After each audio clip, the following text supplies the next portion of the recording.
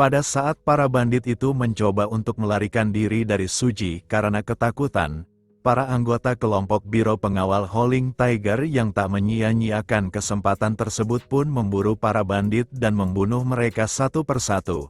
Dan di sisi Suji, dia yang melihat pembantaian itu pun hanya diam dan melihat situasi di sekitarnya itu. Namun tak diduga, salah seorang bandit yang mengamuk pun berhasil mendaratkan pukulan telak kepada salah satu anggota Biro Pengawal Howling Tiger, sehingga orang tersebut terlempar dengan sangat cepat melewati Suji yang sedari tadi sedang berdiri, dan di sisi bandit itu, sambil menebas para anggota Biro Pengawal Howling Tiger, dia berkata kalau dia tidak akan pernah takut oleh siapapun dan akan menebas semua musuh-musuhnya itu.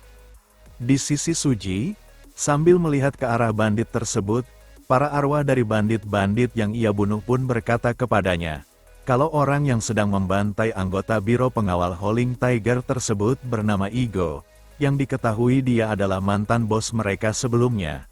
Dan setelah tahu nama dan kedudukannya di kelompok bandit hutan tersebut, sesuai dengan permintaan dari para arwah yang meminta kepada Suji agar melahap mantan bosnya itu, Suji pun berkata kalau dia akan mengabulkan permintaan mereka.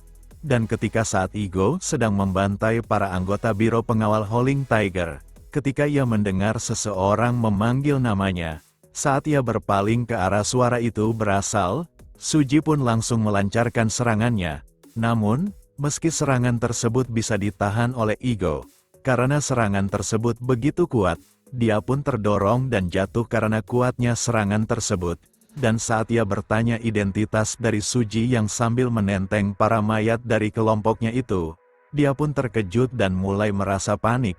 Dan di waktu tersebut, ketika para arwah bawahannya mempertanyakan kenapa dirinya masih hidup dalam pertempuran itu, arwah-arwah itu pun lalu mengajaknya untuk bergabung bersama mereka sambil memanggil namanya itu.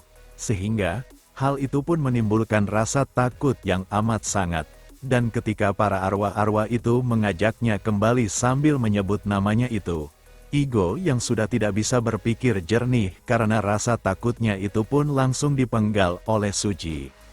Sedikit fakta yang telah diketahui dari teknik terlarang yang dimiliki oleh Suji, pada saat menyebut nama seseorang sebanyak 3 kali. Orang yang memiliki teknik tersebut bisa mengirim jiwa targetnya ke dunia bawah. Dan ketika panggilan ketiga disebut, target pun akan dikirim ke alam kematian. Dengan Suji yang menggunakan teknik tersebut, dia pun teringat dengan salah seorang master bela diri yang mengajarkan teknik tersebut di kehidupannya yang lalu.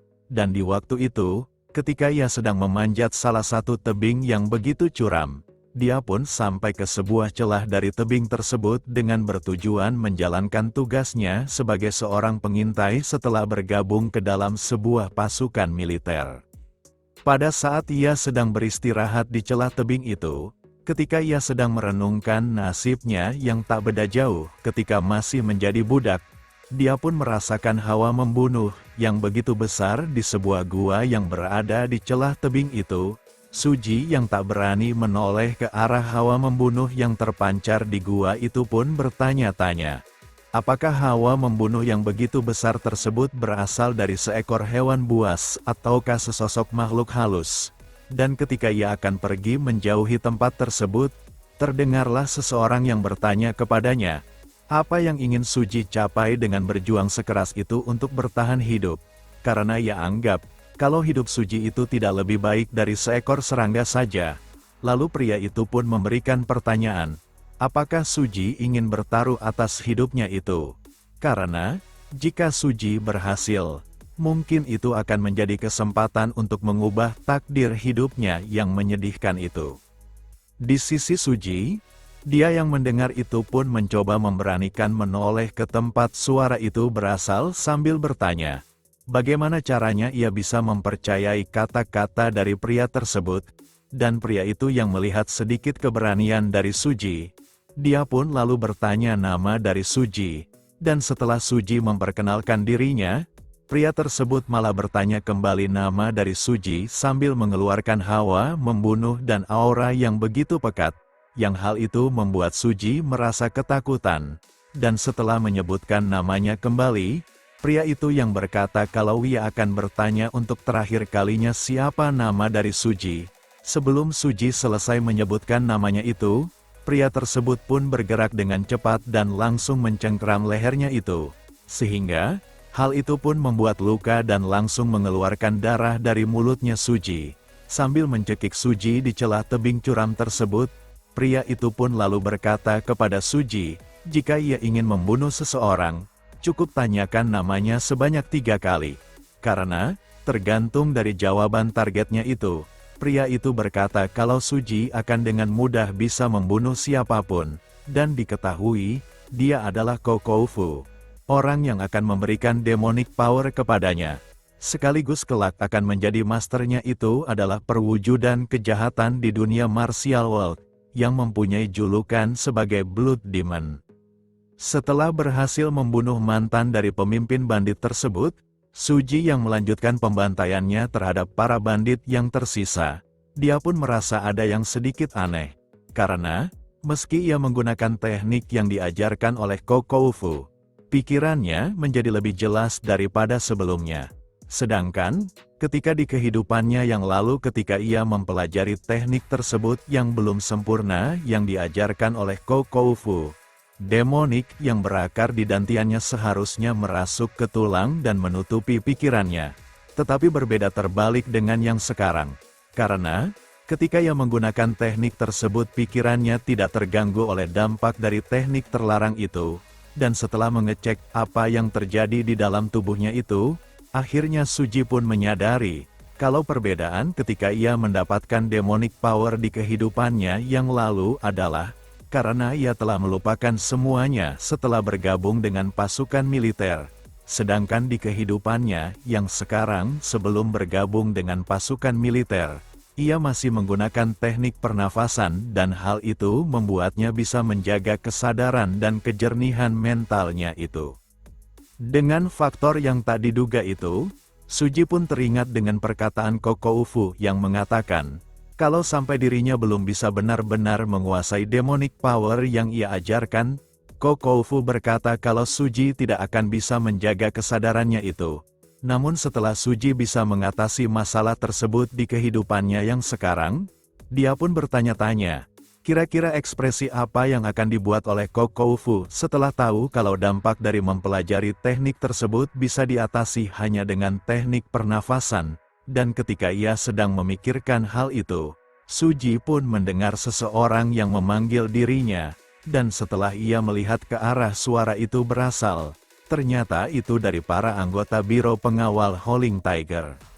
Setelah mengucapkan rasa terima kasihnya kepada Suji karena telah menyelamatkan mereka dari situasi yang sangat berbahaya, pemimpin biro tersebut sambil melihat ke arah Suji pun berkata dalam hatinya, kalau hanya melihatnya saja, pemimpin itu bisa merasakan, kalau tekanan aura yang begitu meluap-luap pada orang yang ada di depannya, dia meyakini, kalau orang di depannya itu bukanlah orang yang sembarangan, dan karena hal tersebut, pemimpin itu pun berusaha keras agar bisa menjalin hubungan baik dengan Suji, dan setelah Suji bertanya ada urusan apa dengan dirinya, pemimpin biro itu pun lalu berkata, kenapa orang sehebat Suji bisa bekerja sebagai pesuruh di konvoi biro pengawalan mereka? Namun terlepas dari itu, kalau tidak keberatan, pemimpin biro itu pun berkata, apakah Suji berkenan meminjamkan kekuatannya pada mereka? Dan dengan juteknya, Suji berkata kalau dia tidak mau dan menyuruh mereka untuk melanjutkan urusan mereka sendiri. Ketika Suji akan pergi dari tempat tersebut, di sisi pemimpin biro pengawalan itu yang tak bisa membiarkan hal itu terjadi, dikarenakan kesempatan bisa menjalin hubungan baik dengan seorang pendekar bela diri yang begitu hebat sangatlah jarang didapatkan. Dia pun lalu mengeluarkan sebuah benda yang ia simpan di balik bajunya itu.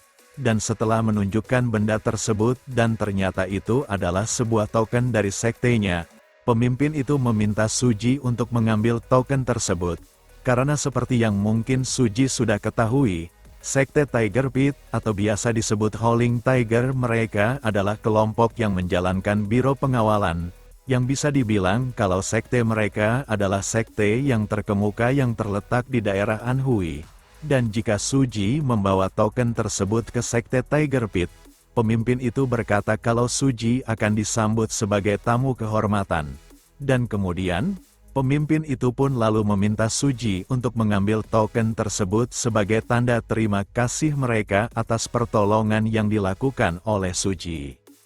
Di sisi Suji, dia sambil melihat token tersebut yang bertuliskan nama dari pemimpin biro itu, yang diketahui dia bernama Su Eika. Sebagai pengawal kelas 1 dari Sekte Tiger Pit, dia pun teringat tragedi yang terjadi di kehidupannya yang lalu yang dialami oleh Sekte Tiger Pit. Meski sudah dikenal sebagai sekte yang akan kejujurannya, sekte itu akan musnah tanpa jejak, dan setelah mengambil token tersebut, Su Eika pun sambil memberikan hormat kepada Suji. Dia berkata kalau mereka akan kembali setelah misi pengawalan mereka selesai. Dan pada saat waktunya tiba saat mereka bertemu kembali, Su Eika berkata kalau dia akan menyambut Suji dengan layak.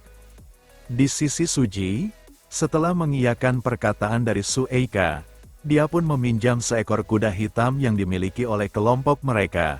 Namun, pada saat Su Eika meminta Suji jangan mengambil kuda tersebut karena temperamen pemarahnya yang tidak bisa dikontrol oleh siapapun, dia pun merasa heran, karena kuda tersebut bisa jinak dan patuh terhadap Suji. Namun tanpa sepengetahuan mereka, kuda tersebut ternyata ketakutan terhadap Suji, sehingga sampai-sampai kuda itu pun mengompol ketika ditunggangi oleh Suji. Pada saat Su Eika merasa kagum karena di usianya Suji sekarang sudah mahir menunggangi kuda, salah satu bawahannya yang mendengar itu pun mencoba menggoda pemimpinnya itu dengan berkata, apakah pemimpinnya itu sedang mengalami jatuh cinta pada pandangan pertama? Dan Su Eika yang marah dengan ucapan bawahannya pun, sambil mengeluarkan hawa membunuh dan menarik pedang dari sarungnya, Su Eika berkata apakah bawahannya ingin mati karena berkata omong kosong terhadap orang yang menyelamatkan mereka.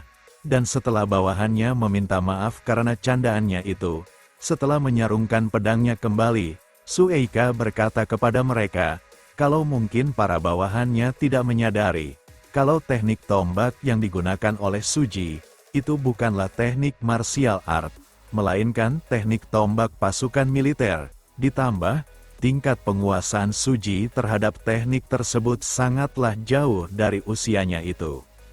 Dengan fakta tersebut, Su Eika pun berpendapat, kalau kemungkinan besar Suji adalah putra dari keluarga militer kuat, yang sedang dalam perjalanan pengembaraan setelah menyelesaikan pelatihannya itu, ditambah dengan kepribadiannya itu, yang dengan sukarela mempertaruhkan nyawanya sendiri untuk menyelamatkan mereka. Seandainya Suji mengetahui krisis yang terjadi di sekte mereka, Su Eika berpendapat, kalau Suji pasti akan menolong mereka, dan dengan token yang ia berikan sehingga Suji akan mengunjungi sektenya itu, Su Eika pun memohon dan meminta tolong, agar Suji bisa menyelamatkan sekte Tiger Pit dari cengkraman sekte Black Hao, dan di sisi Suji, dia yang merasa terganggu oleh kudanya yang terus mengompol dalam perjalanan mereka. Pada saat Suji berkata kalau dia akan memotong alat kelaminnya agar tidak bisa lagi kencing sembarangan, kuda itu yang merasa ketakutan pun mencoba menahannya, dan dalam perjalanannya itu, pada saat ia memikirkan tentang sekte Tiger Pit, dia pun bertanya-tanya, bagaimana kabar dari teman laki-laki yang ia kenal di kehidupannya yang lalu yang berasal dari sekte Tiger Pit tersebut, yang diketahui, dia bernama Eiko. Next, kita lanjut di part selanjutnya. Terima kasih.